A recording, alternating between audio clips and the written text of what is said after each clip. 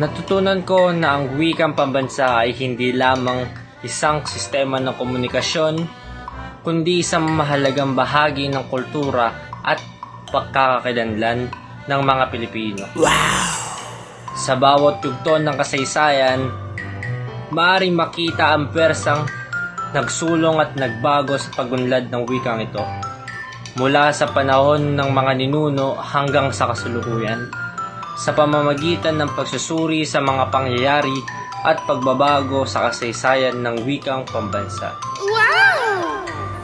Natutunan ko rin ang kalagahan ng wika sa pagpapanatili ng pagkakaisa at pagkilanlan ng isang bansa.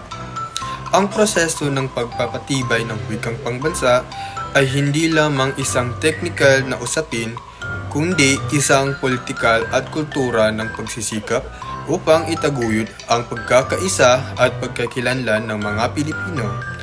Bukod dito, ang pagsulong ng wikang pambansa ay nagpapakita rin ng mga hamon at tunggalian sa lipunan, tulad ng pagpatatalo ng aling wika ang dapat gamitin bilang opisyal na medyum ng edukasyon at komunikasyon.